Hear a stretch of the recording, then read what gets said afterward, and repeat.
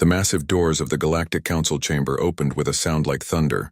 Daewon walked through them with his head held high, even though his heart was beating fast.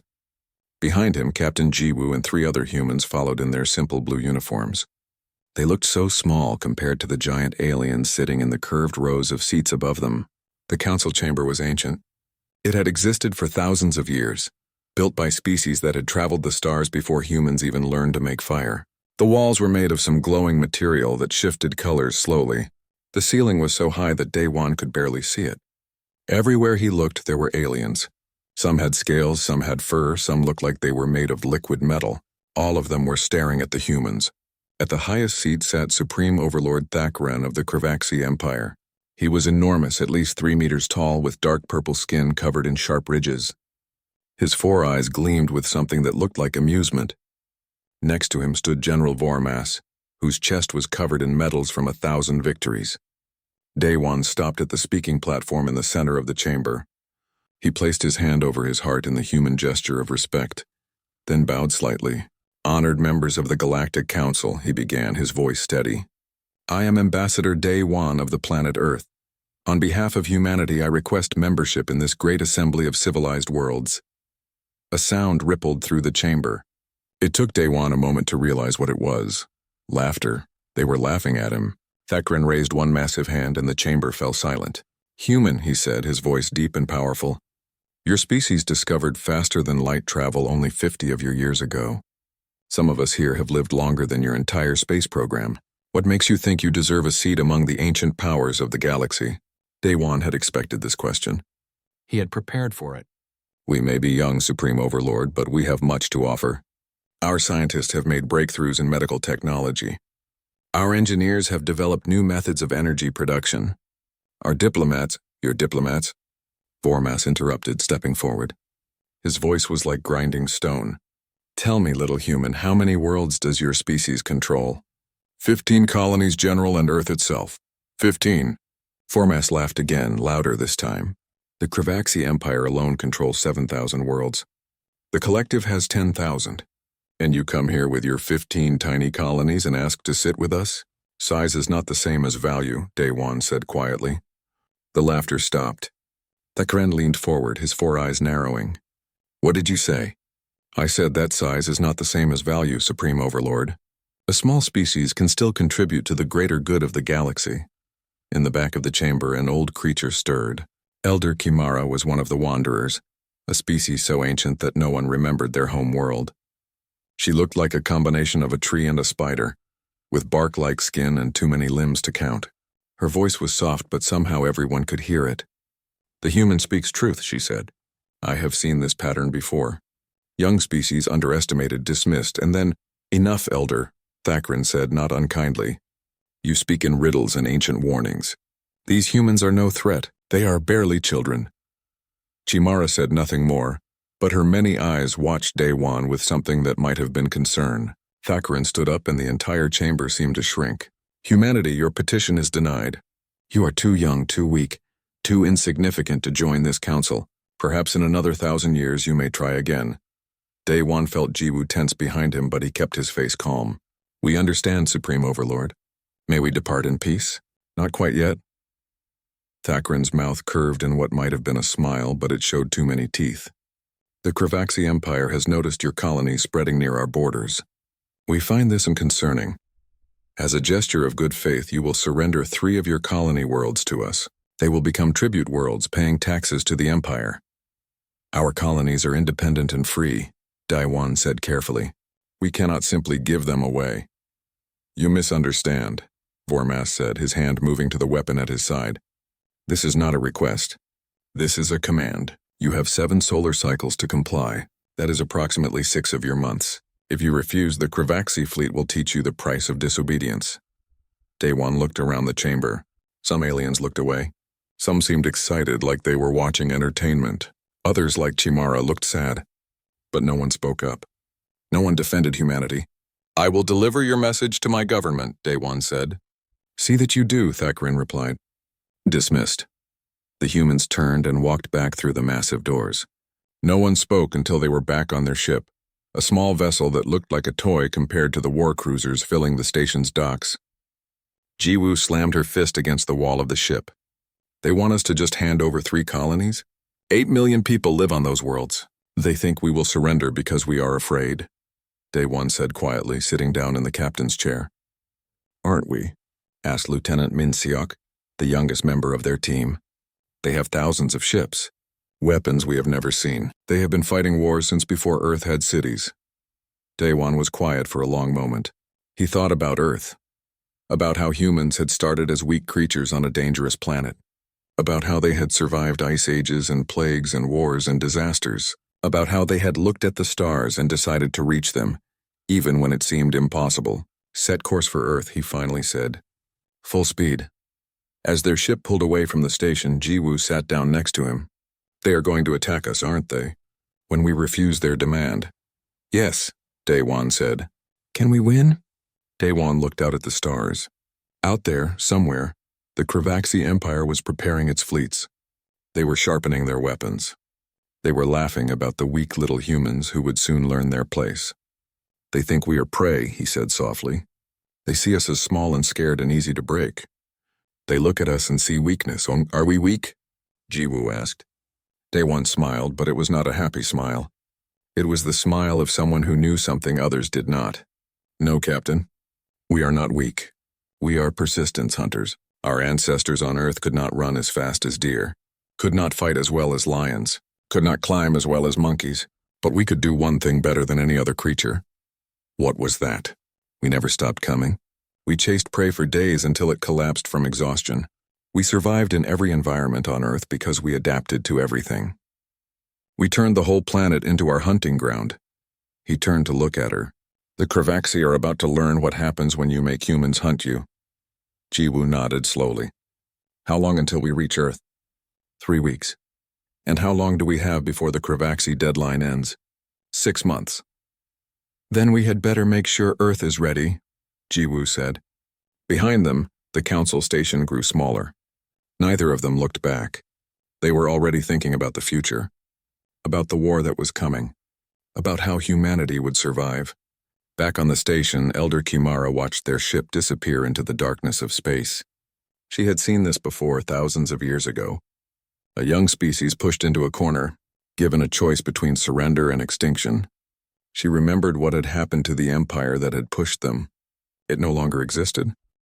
The colony of New Jeju was beautiful. It had forests that glowed blue at night and rivers so clear you could see fish swimming 30 meters down. 8 million humans called it home. They had built cities that mixed Earth architecture with the natural landscape. Children played in parks. Farmers grew crops in rich soil. Artists created paintings of the 3 moons that hung in the sky. Colonel Hyunwoo stood on the highest tower of the capital city and watched the Kravaxi fleet arrive. There were 200 ships. Each one was the size of a mountain. They blocked out the sun as they moved into orbit. Sir, said Lieutenant Soo-jin, standing next to him, the evacuation is 70% complete. All civilians are moving to the underground shelters. Good, Hyunwoo said. And the traps? All in place. Every major street, every government building, the spaceport, the power stations, everywhere they will want to go. On his command screen, a message appeared. It was from General Vormas himself. Hyunwoo accepted it. The Kravaxi general's face filled the screen. He looked even more arrogant than before. Human Commander, I am General Vormas of the Kravaxi Empire. Your government has refused to surrender this world. That was foolish. You have 1 hour to evacuate all military forces from this planet. If you comply, we will allow you to leave peacefully. If you resist, we will destroy you. General, Hyunwoo said calmly, I have a counteroffer. Leave our world now and we will not destroy you. Vormas stared at him. Then he laughed. It was a terrible sound, full of contempt. You have 300 soldiers on that planet. I have 20,000. You have no warships. I have 200. You have small weapons. I have enough firepower to turn your entire planet to glass. And you threaten me? Yes, Hyunwoo said simply. Then you will die, Vormas replied and cut the connection. Hyunwoo turned to his officers. They all looked nervous, young. They had trained for war but never expected to actually fight one. Remember what we learned on Earth, he told them. A smaller army can defeat a larger one. Not with strength. With intelligence. The Kravaxi dropships began landing an hour later. They came down in the main city square, massive metal boxes that crushed the beautiful fountain that had stood there for 20 years. Soldiers poured out, each one wearing heavy armor and carrying weapons that glowed with energy. The Kravaxi captain leading the first unit expected to find humans waiting to surrender. Instead, he found empty streets, abandoned buildings. No one. Search every structure, he commanded. Find them, his soldiers spread out. They entered buildings carefully, weapons ready. They found tables with food still on them. Computers still running. Children's toys left on floors. But no people. The first explosion happened in Building 7. A Kravaxi soldier opened a door, and the bomb hidden behind it turned the entire floor into fire. 12 soldiers died instantly. Then the shooting started, but the Kravaxi could not see who was shooting at them. The bullets came from windows, from rooftops, from underground tunnels. Every time they turned to fire back, the humans were already gone. Lieutenant Sujin led a squad of 15 fighters through the city's underground maintenance tunnels. They knew every pipe, every passage, every secret way. The Kravaxi did not. Her squad would pop up, fire at the aliens, then disappear before the Kravaxi could react. Target the officers, she whispered to her team. The ones with the fancy armor. Make them scared to lead. Tech specialist Jamin was not a soldier. He was a computer expert, but war makes soldiers out of everyone. He sat in a hidden bunker 2 kilometers outside the city, surrounded by screens and keyboards. On those screens, he could see the Kravaxi military networks. They had good security, but not good enough. He typed quickly, his fingers moving like lightning. The Kravaxi used advanced targeting systems in their armor. Those systems connected to their ships in orbit, and those connections could be hacked. Let us see how you like fighting blind, Jamin muttered. All across the city, Kravaxi soldiers suddenly found their helmet displays filling with nonsense. Their weapons would not fire. Their communications went silent. For 30 seconds, they were helpless. That was enough time for Sujin's teams to kill 40 more of them. Vormas watched all of this from his command ship, and his 4 eyes burned with rage. This is not how war works, he shouted at his officers. Where is their army? Where is their command center? Where is anything I can destroy? Sir, we have located what appears to be a military facility 15 kilometers north of the city, one officer reported. Destroy it. The orbital cannons fired. Beams of pure energy struck the facility and turned it into a crater. Vormas smiled. Finally, a proper target destroyed. His smile faded when he received the damage report. The facility had been empty. Just a building with some old equipment inside. The humans had made him waste ammunition on nothing. Days became weeks. Weeks became months. The Kravaxi controlled the surface of New Jeju, but that control was meaningless. They could not move supplies without convoys being attacked. They could not set up bases without them being bombed. They could not sleep without wondering if a human would appear in the darkness. The Kravaxi soldiers began to break mentally. They were trained for honorable battle, for facing enemies who stood and fought. They did not know how to fight ghosts. One night, an entire Kravaxi platoon abandoned their posts and fled back to the dropships. When Vormas demanded to know why, the captain said simply, "Sir, 3 of my soldiers went insane. They kept saying the humans were everywhere, in the walls, under the floor, inside their heads. I cannot fight an enemy I cannot see." Hyunwoo received these reports in his underground command center and allowed himself a small smile. The Kravaxi had better weapons, better ships, better armor, but humans had something more important. They understood that war was not about fighting. It was about winning. In orbit, Jamin pulled off his greatest trick. He had been studying the Kravaxi fleet for 3 months. He learned how their ships talked to each other, how their weapon systems worked, how everything connected to everything else, and then he found the weakness. Every Kravaxi ship had automated defense systems. If something got too close, the ship would automatically fire at it. This made sense. It protected against missiles and boarding parties. But what if you could make the ships think other Kravaxi ships were threats? Jamin typed one last sequence of commands. Then he pressed enter. In orbit, chaos erupted. The Kravaxi ships began identifying each other as enemies. Their automated systems opened fire. Ship targeted ship. The commanders tried to shut down the systems, but Jamin had locked them out. For 3 minutes, the Kravaxi fleet fought itself. When it was over, 40 ships were destroyed or crippled, not by human weapons, by their own. Vormas stood on the bridge of his flagship and stared at the destruction. His perfect fleet. His overwhelming force, reduced by half because of some humans sitting at a keyboard. He sent a message to Supreme Overlord Thakran. New Jeju is under Kravaxi control. It was technically true. His soldiers occupied the surface, but it felt like a lie. Thakran responded immediately. Excellent, General. How many casualties did we suffer? Vormas looked at the numbers. 80 ships destroyed or damaged. 6,000 soldiers dead. Another 3,000 wounded or psychologically broken. All to conquer one small human colony that had only 300 defenders. Acceptable losses, he lied. The Kravaxi soldiers began setting up permanent bases on New Jeju. They built fortified walls. They installed sensor systems. They brought in more troops. The planet was theirs now.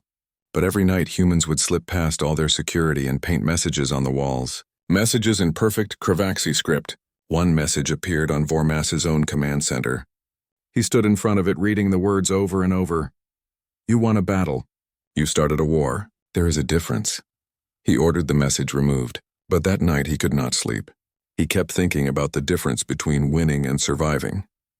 About how the humans had lost every major battle but somehow made the Kravaxi afraid. On Earth, in the command center of humanity's military, Admiral Bora studied the reports from New Jeju.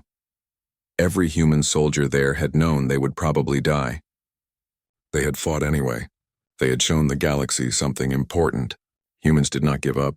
Send this to all colonies, she ordered her staff. New Jeju held for 3 months against overwhelming odds. They taught the Kravaxi that occupying our worlds will cost them more than they can afford. Now it is our turn. Now we take the fight to them. Across human space, fleets began to gather. Weapons were prepared. Strategies were written. The Kravaxi had laughed at humanity's request for peace. Now humanity would teach them why laughter dies in the darkness of war. The Galactic Council expected humanity to surrender.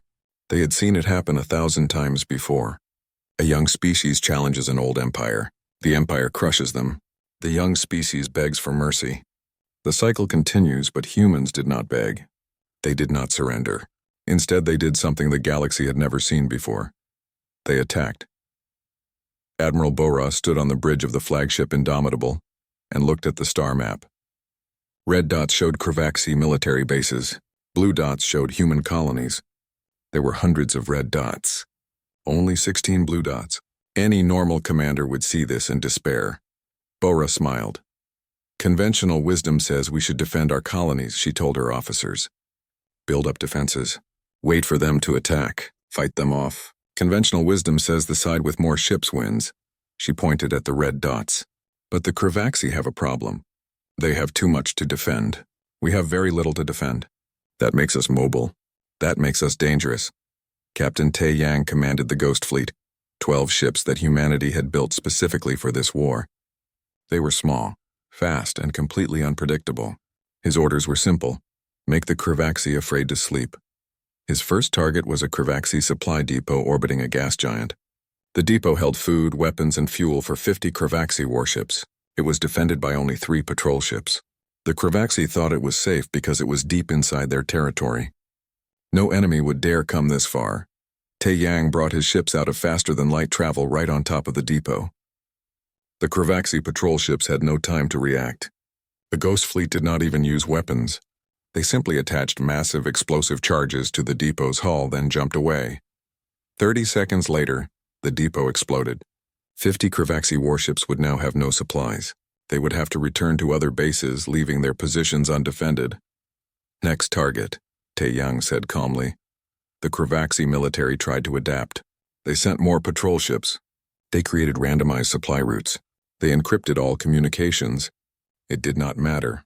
Humans seemed to know where everything was. How did they know? The answer was simple.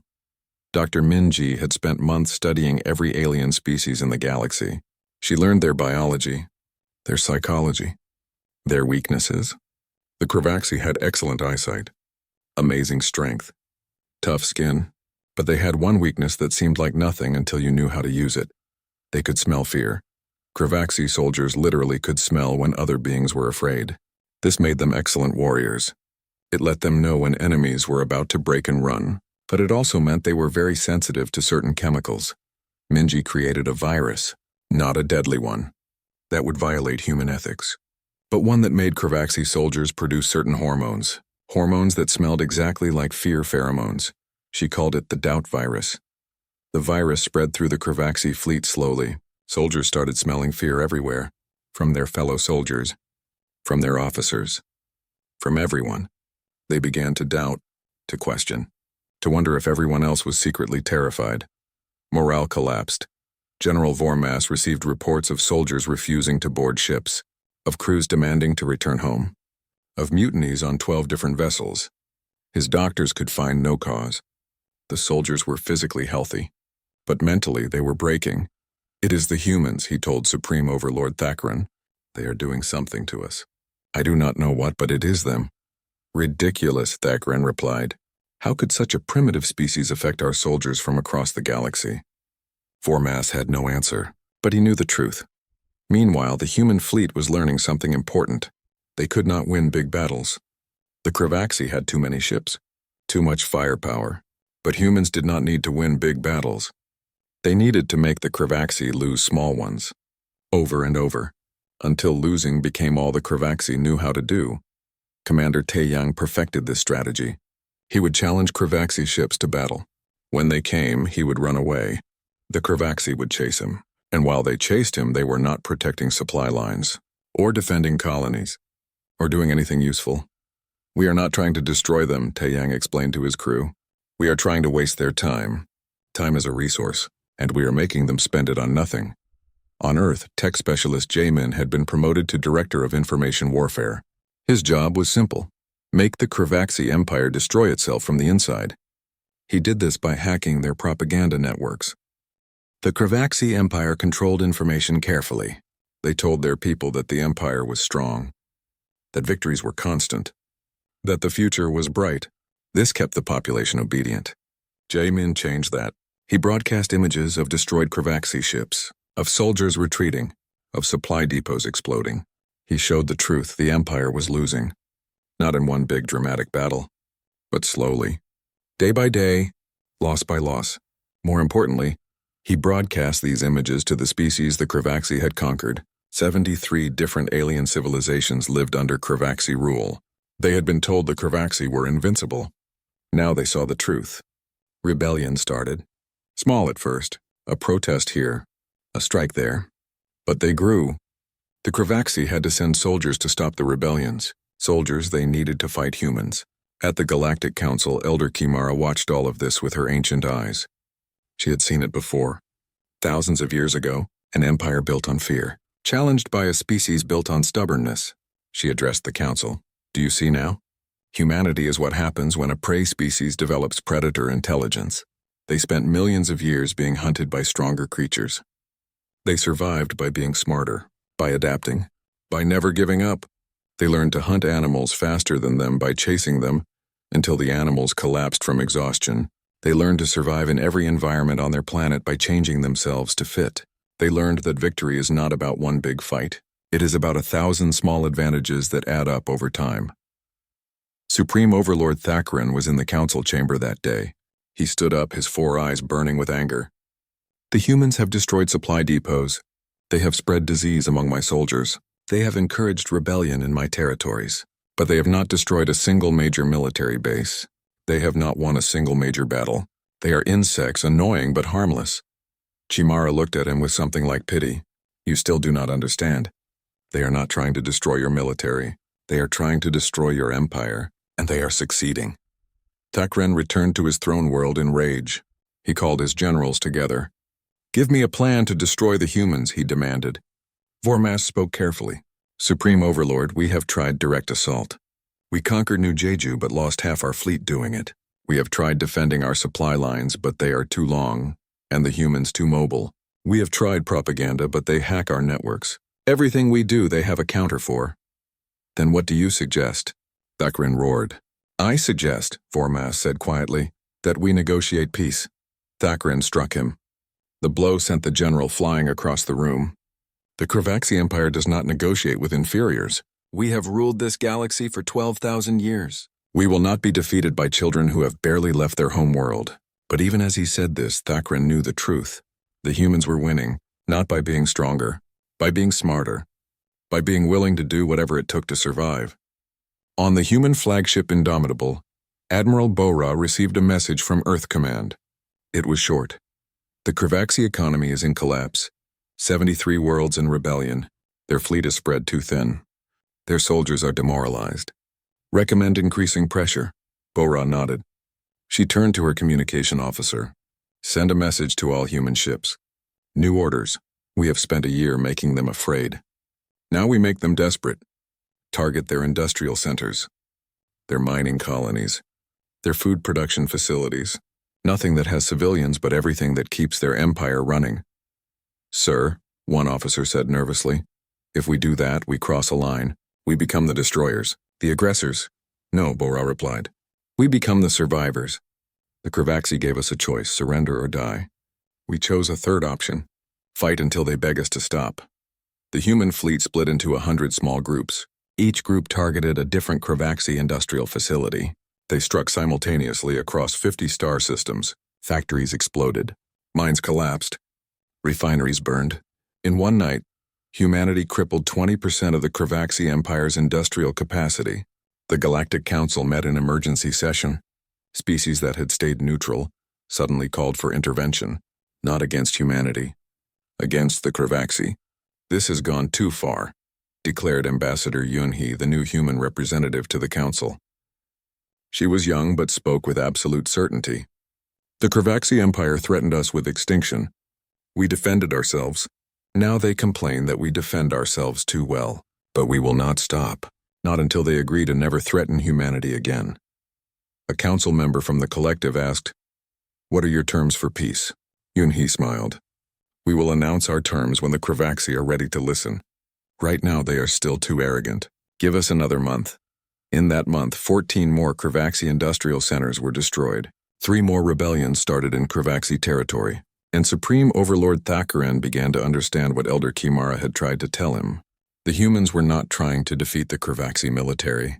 They were trying to make the Kravaxi Empire collapse from within, and it was working. The Kravaxi throne world was burning, not with actual fire, but with something worse. Chaos. Riots filled the streets. Citizens demanded to know why their sons and daughters were dying in a war against a species they had never heard of 2 years ago. The economy was collapsing. Food was being rationed. The propaganda networks, once so carefully controlled, now showed nothing but static because human hackers had destroyed them. Supreme Overlord Thakkaran sat on his ancient throne and realized he was losing everything. His empire, his power, his legacy, all because of humanity. "I want them destroyed," he told what remained of his council. Not defeated, not pushed back, destroyed. Every human world turned to ash. Every human ship broken into pieces. I want their species erased from the galaxy. General Vormas, his face scarred from a battle with human forces, spoke quietly. "Supreme Overlord, we do not have the resources for such an attack. Our fleet is scattered. Our economy cannot support a major offensive. Our people are on the edge of revolt. Then we will use the planet killers." Silence fell over the room. Planet killers were weapons so terrible that even the Kravaxi had never used them. They were designed to destroy entire worlds, to crack planets open like eggs, to commit genocide on a scale that made normal war look like children fighting. "My lord," Vormas said, his voice shaking, "the Galactic Council has banned planet killers for 8,000 years. If we use them, every species in the galaxy will turn against us." "Let them try," Thakkaran snarled. "We are the Kravaxi Empire. We have ruled for 12,000 years. We will not fall to humans," he gave the order. 6 planet killer weapons were pulled from ancient storage facilities. Each one was loaded onto a ship. Each ship was given a target, a human colony world. The orders were encrypted. The ships moved in secret. The Kravaxi fleet prepared to do the unthinkable, but secrets are hard to keep when your enemy can hack your networks. Tech specialist Jamian was now exhausted. He had been working 18 hours a day for 2 years. His eyes hurt. His back hurt. His mind was foggy from too much coffee and not enough sleep. But he was still the best at what he did. When the encrypted Kravaxi orders came through the network, he caught them. It took him 6 hours to break the encryption. When he read what the orders said, his blood went cold. "Planet killers," he whispered. "They are actually going to do it." He sent an emergency message to Earth Command, then to the fleet. then to every human colony. The message was simple: Kravaxi deploying planet-killer weapons. 6 targets. We have maybe 2 days. Captain Wanshik commanded the science vessel Determination. It was not a warship. It was designed for research, for studying stars and planets and the mysteries of space. Wanshik was a scientist, not a soldier, but sometimes scientists have to become soldiers. His ship intercepted one of the Kravaxi planet-killer vessels near a star called Kepler 442. The Kravaxi ship was massive, 5 times the size of the Determination. It carried a weapon that could destroy a world. Wanshik had no weapons that could stop it, but he had something else. He had been studying theoretical physics for 20 years. He understood time, space, gravity, energy. Listen carefully, he told his crew. I have an idea. It is crazy. It might kill us all. But if it works, we save 7 million people. His crew looked at him. Young faces. Scared faces. But willing faces. What do we do, Captain? Asked his science officer. We are going to weaponize time, Wanshik said. For the next 18 hours, the crew of the Determination worked faster than they ever had before. They modified the ship's faster-than-light drive. They rigged the power systems. They created something that should not be possible according to normal physics. They created a localized temporal distortion field. When the Kravaxi planet-killer weapon powered up to fire, Wanshik activated the field. Space around the weapon twisted. Time became strange. The weapon began to age fast. Metal corroded in seconds. Systems failed. Power cores that were new suddenly became 3,000 years old. The weapon crumbled to dust without ever firing. The Kravaxi crew stared in horror and confusion. What kind of species could weaponize time itself? Wanshik collapsed in his chair, exhausted. His ship had used 90% of its power. They would have to drift for days before the engines recharged. But they had done it. They had saved a world. 5 other human ships stopped 5 other planet killers. Each ship used different methods. One used gravity to pull a planet killer into a star. One hacked the weapon's targeting system and made it destroy the Kravaxi ship carrying it. One simply rammed the Kravaxi vessel at near light speed, destroying both ships but saving millions. When Thakran received the reports that all 6 planet killers had been stopped, something inside him broke. How? He whispered. How can they stop everything? How can they be everywhere at once? How can such a young species defeat us? Formas had no answer. He was broken too. His entire life had been military service. He had won 100 battles, conquered 50 worlds, never lost a war. Until now, the Galactic Council met in emergency session. This time they did not laugh. They did not make jokes. They were angry.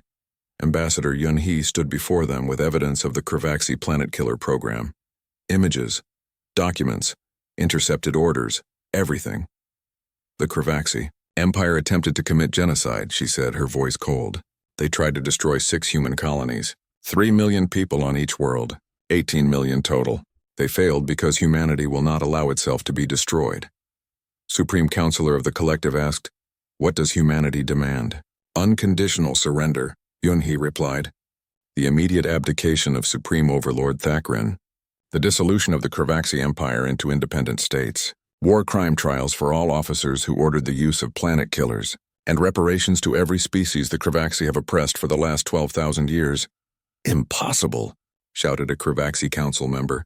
"We are the Kravaxi Empire. We do not surrender." "Then you will fall," Yun-hee said simply.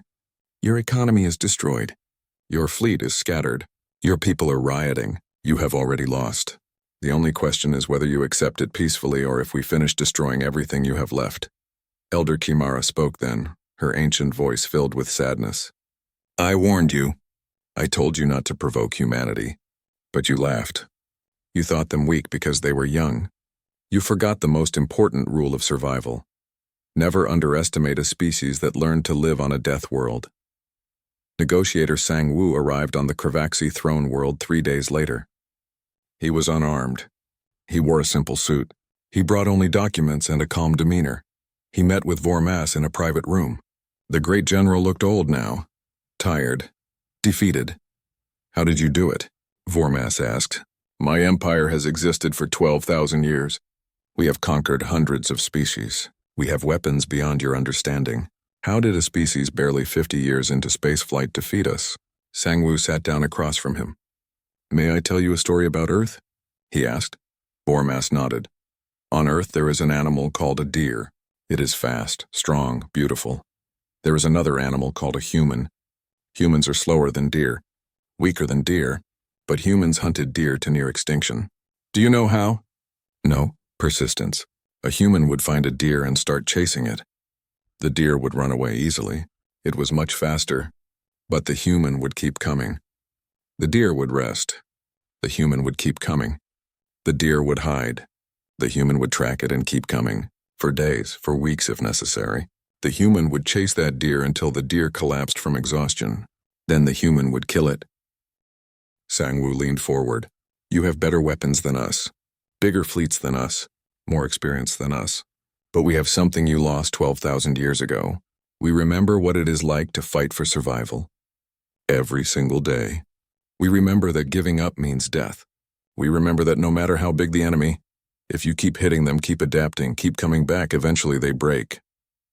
We never broke in 12,000 years, Vormas whispered. No, Sangwoo agreed. You broke in 2 years. Because you forgot how to really fight. You only knew how to dominate. When someone stood up to you, you had no idea what to do. Vormas was quiet for a long time. Then he said, what happens now? Now you surrender. Thakran abdicates. The empire dissolves. We help you rebuild. We turn enemies into allies. We make sure this never happens again. And if we refuse? Sangwoo's expression did not change, but his eyes became hard. Then we keep coming. We destroy every industrial center you have left. We support every rebellion in your territory. We hunt your fleets across the galaxy. We never stop, ever, until the Cravaxi Empire is nothing but a story parents tell their children about what happens to bullies. 2 days later, Supreme Overlord Thakran addressed the Cravaxi people for the last time. His voice was tired, defeated.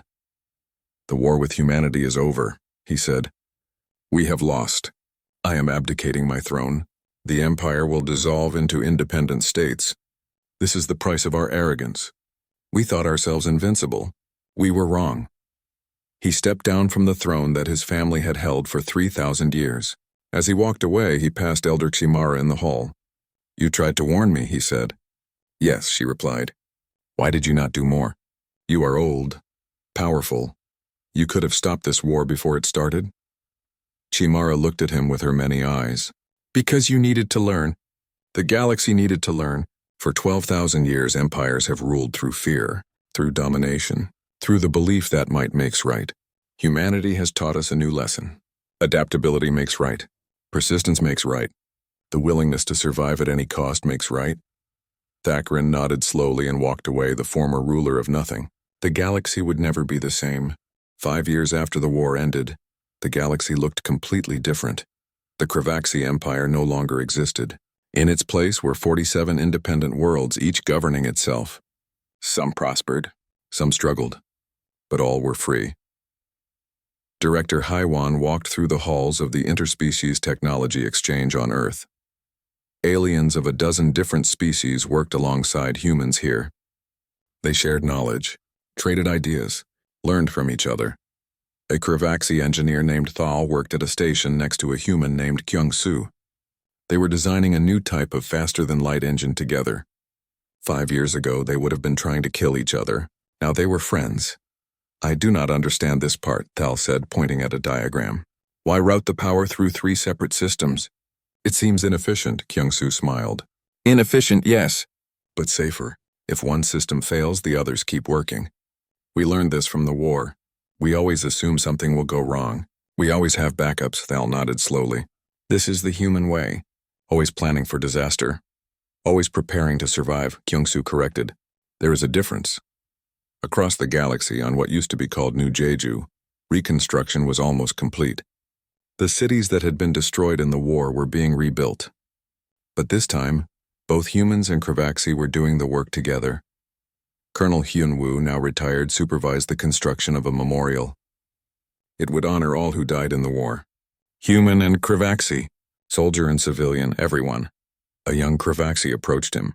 She was barely an adult, with light purple skin and only 3 eyes instead of the usual 4. She had lost one in the war. "Colonel Hyunwoo?" she asked nervously. "Yes, I am Kira. My father was General Vormas. He said I should speak with you before he died." Hyunwoo felt a chill. Vormas had died 6 months ago. Old age, the reports said, but Hyunwoo knew it was really shame. The general had never forgiven himself for the war. "What did he want you to tell me?" Hyunwoo asked. Kira handed him a datapad. "His last message. He recorded it for you." Hyunwoo activated the pad. Vormas's face appeared. He looked old, tired, but at peace. "Colonel Hyunwoo," the recording said, "we met as enemies. I came to your world expecting an easy conquest. Instead, you taught me something I had forgotten in my 1,200 years of life. You taught me that honor is not about winning. It is about fighting for something worth dying for. You were willing to die for your people. I was only willing to kill for my empire. That is the difference between a warrior and a bully." The recording paused. Vormas seemed to be gathering his thoughts. "I am old now, dying. But before I go, I want to say this. Thank you. Thank you for defeating us. Thank you for showing us that our empire was built on fear, not strength. Thank you for giving my species a chance to become something better." The recording ended. Hyunwoo stood quietly for a moment. Then he looked at Kira. "Your father was a good warrior," he said. "In the end, he became a good person too." "That is not easy." Kira smiled, tears in her 3 eyes. "He said you would understand." At the Galactic Council, the chamber was full. Every species in the known galaxy had sent representatives. They were voting on a new charter, a new set of laws for how civilizations would interact. Ambassador Daewon, now Secretary General of the Galactic Federation, read the key passage aloud. "No species shall dominate another. No empire shall rule through fear. All civilizations, regardless of age or power, shall be treated as equals. The strong shall protect the weak, not exploit them." The vote was unanimous. After the session, Daewon met with Elder Kimara in her private chambers. She was very old now. Even for her long-lived species, she was ancient. She would not live much longer. "You knew this would happen," Daewon said. "When we first came to the council 5 years ago, you knew we would change everything." Kimara's many eyes blinked slowly. "I suspected. I have lived 17,000 years, Secretary General. I have seen 17 different dominant civilizations rise and fall. Each one made the same mistake. They forgot that power is temporary, that strength fades, that the universe does not care about your accomplishments, it only cares about your ability to adapt." "The Kravaxi forgot this," Daewon said. "Yes, they became comfortable, arrogant. They thought their age made them wise. But wisdom is not about how long you live. It is about how willing you are to learn. Humanity learned on a dangerous world. You learned that every day could be your last. You learned to be creative, adaptable, persistent. These are the traits that matter. Will humanity stay humble?" Daewon asked. "Or will we become like the Kravaxi in another 1,000 years?" Chimara smiled, a strange expression on her alien face. "That is the right question to ask. Any species that asks that question is already wiser than most. Stay afraid of comfort. Stay ready for disaster. Stay willing to change. Do that, and humanity will thrive for 1,000,000 years." On the former Kravaxi throne world, a ceremony was taking place. The old throne room, where Supreme Overlord Thakkaran had ruled, was being converted into a museum. A museum about the dangers of arrogance. Thakkaran himself was there. He was ancient now, his purple skin faded to almost gray. He moved slowly, supported by a walking stick. Most Kravaxi avoided him. He was a reminder of their shame. But Ambassador Jiwoo approached him. She had become a symbol of the new era, a human who worked with former enemies to build something better. "Former Overlord," she said respectfully. "Just Thakkaran now," he replied. "I have no title, no power. I am simply an old fool waiting to die." "You asked to speak with the council," Jiwoo said. "They have granted your request. What do you want to say?" Thakkaran looked at her with his 4 old eyes. "I want to ask for forgiveness. Not for myself. I do not deserve it. But for my species. We were proud, arrogant, we hurt so many people. I want the galaxy to know that we are sorry." "Forgiveness is not given," Jiwoo said quietly. "It is earned. But redemption is always possible. That is the most human thing we can teach you." At the council session, Thakkaran stood before thousands of representatives. He looked small now, not physically but in presence. The mighty overlord was gone. Only an old person remained. I ruled the Kravaxi Empire for 300 years, he began. Before me, my family ruled for 3,000 years. Before them, other families ruled for 9,000 years. We thought this made us wise. It only made us blind. He looked around the chamber. I came before this council 5 years ago and laughed at humanity. I dismissed them as children. I threatened them with extinction. I was wrong. His voice grew stronger. Humanity taught the galaxy something we had forgotten. They taught us that strength is not about power. It is about resilience, about creativity, about the refusal to give up even when defeat seems certain. They were smaller than us, younger than us, weaker than us, but they beat us because they wanted to survive more than we wanted to dominate. Thakran bowed his head. I asked the galaxy to forgive the Kravaxi people. We were led by fools like me. We followed without question. We hurt billions of beings because we thought ourselves superior. We were wrong.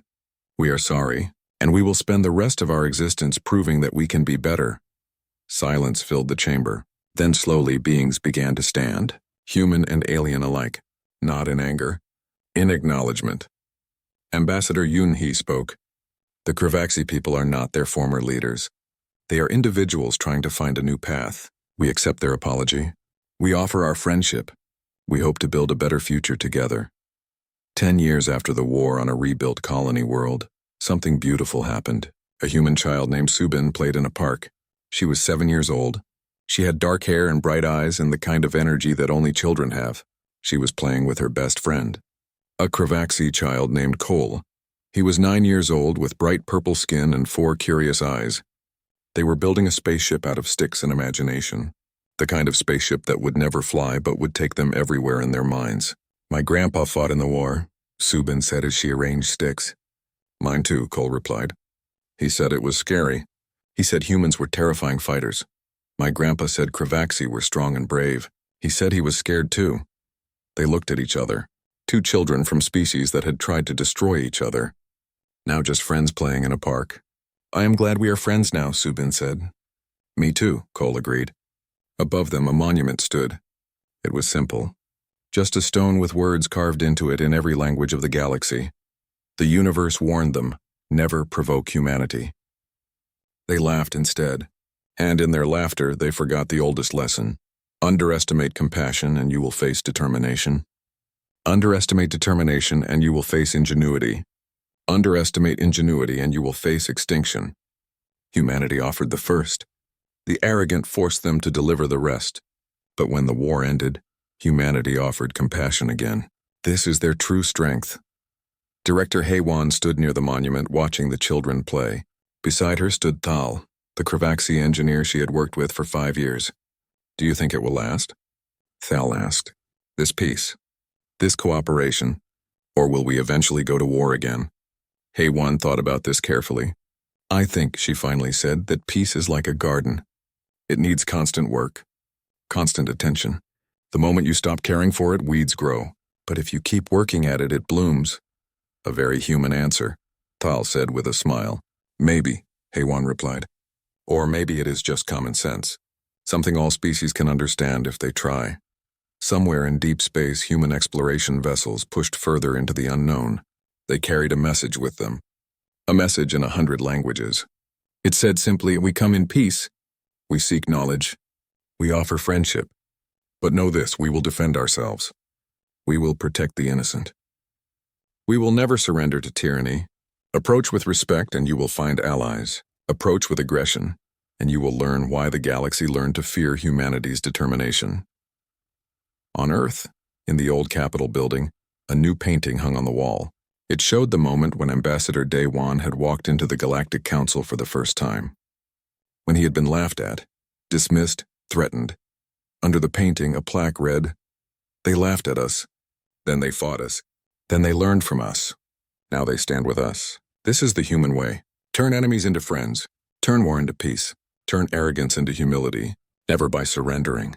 Always by surviving." And in a small apartment on the Kravaxi former throne world, an old being prepared for sleep. Thakran lay in his bed alone. His empire was gone. His power was gone. His legacy was one of failure and shame. But as he closed his 4 eyes for the last time, he smiled. Because he understood now. understood what humanity had been trying to teach the galaxy all along.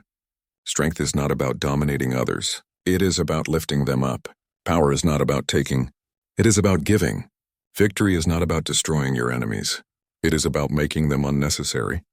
Thakrin died that night, but his final words, recorded by his medical system, would become famous across the galaxy. I lived 1,200 years as a conqueror. I learned what mattered in my last 5 years as a student. Humanity did not defeat us with weapons. They defeated us with hope. They showed us a better way. I die grateful that I lived long enough to see it. The galaxy moved forward. Not perfect, not without problems, but better than before. And at the heart of this new galaxy, humanity stood not as conquerors but as reminders. Reminders that no matter how small you start, no matter how young you are, no matter how many beings laugh at you, you can change everything. If you are stubborn enough to try,